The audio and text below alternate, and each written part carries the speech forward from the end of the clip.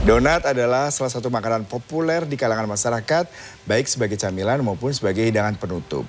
Seiring perkembangannya, donat tidak hanya melulu terbuat dari tepung terigu. Nah, sekarang ini donat banyak variasinya, banyak juga bahan baku donat yang menggunakan bahan-bahan lokal seperti ada labu dan juga kentang. Seperti apa ya tekstur dan rasanya, berikut liputannya dalam segmen Ragam Kuliner.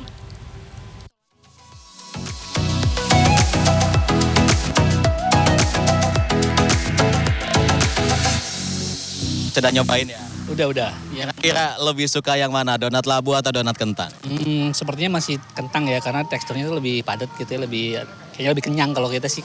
Yang labu, lebih teksturnya lebih lembut. Ya, baik donat labu ataupun donat kentang memiliki penggemarnya masing-masing. Meski namanya sama-sama donat, bahan dari keduanya jelas berbeda.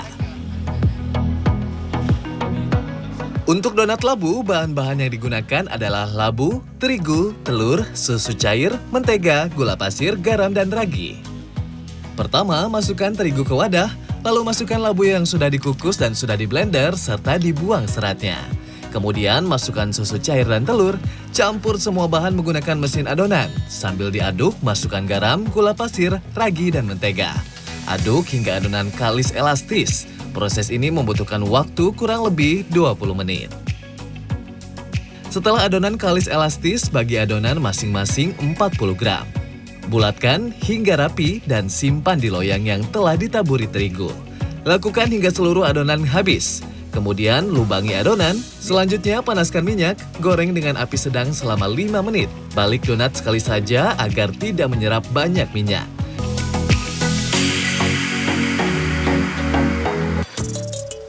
Di toko kue yang terletak di Jalan Pasir Kaliki, Kota Bandung ini, donat labu punya 6 varian rasa.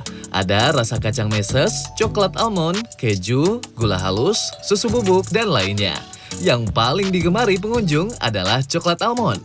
Inovasi camilan ini datang dari sang pemilik toko.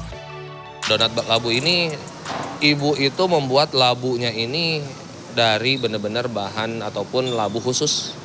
Beda dari yang lain. Memang lebih ke labu orange seperti halnya umumnya biasa, cuma ada yang menarik ataupun ada yang beda. Dan memang itu lebih ke salah satu ciri khas dari kami. Penikmatnya pun beragam, tidak hanya anak-anak, tetapi juga orang dewasa. Teksturnya empuk dan lembut, tapi tidak lembek. Walaupun dicampur dengan bahan-bahan yang lain, tapi aroma dari labu ini masih ada, khas gitu ya.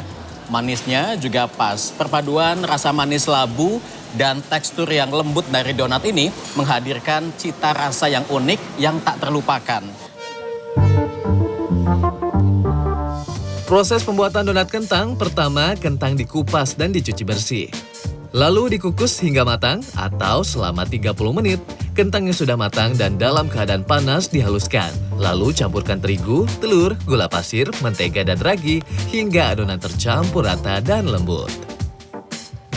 Proses pengadonan dilakukan secara manual, hal ini untuk menghasilkan tekstur kentang yang padat dan tidak kempos. Adonan kemudian dibentuk bulat-bulatan, lalu didiamkan selama 30 menit agar mengembang. Lalu digoreng selama 5 menit. Untuk bahan-bahannya kita kan pure, kita tidak pakai bahan pengawet ya.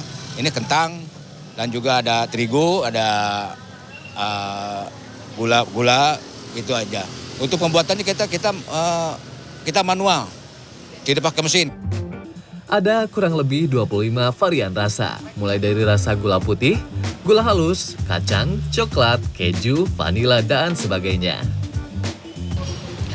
Anda yang tidak terlalu suka manis, donat kentang ini manisnya pas gitu ya. Tapi dia teksturnya padat, tapi lembut ya.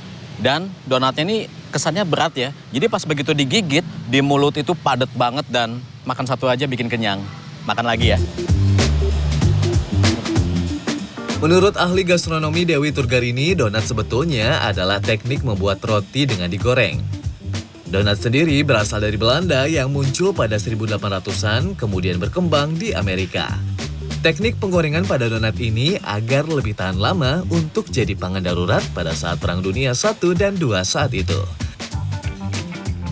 Di Indonesia, donat muncul pertama kali di Jakarta pada 1980-an. Penikmatnya adalah kalangan menengah ke atas dengan bahan utamanya tepung terigu.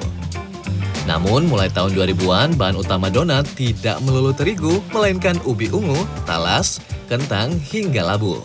Penggunaan kentang dan labu kuning pada donat adalah selain karena bahan baku yang mudah didapat, juga inovasi kuliner. Jadi awal mula memang semua dari tepung terigu gitu ya. Nah kemudian orang mulai mencari perkembangannya di industri, muncul donat kentang dan juga donat labu kuning gitu ya. Nah hal ini juga dipicu oleh kebutuhan inovasi. Kebutuhan inovasi karena tidak semua orang bisa makan yang tepung terigu ya. Dan kemudian juga ternyata muncul kentang, tidak semua orang juga bisa makan tepung terigu dan bisa makan kentang. Sehingga muncullah yang namanya inovasi dengan karbohidrat jenis yang lainnya gitu. Dan salah satunya yang memang muncul di industri adalah labu kuning tersebut. Dewi menambahkan dilihat dari kandungannya, baik labu maupun kentang, keduanya memiliki manfaat yang baik bagi tubuh. Labu mengandung serat yang bagus untuk pencernaan, sedangkan kentang alternatif non-gluten dari tepung terigu. Zayul Haq, Rusman Rusmana, Bandung, Jawa Barat.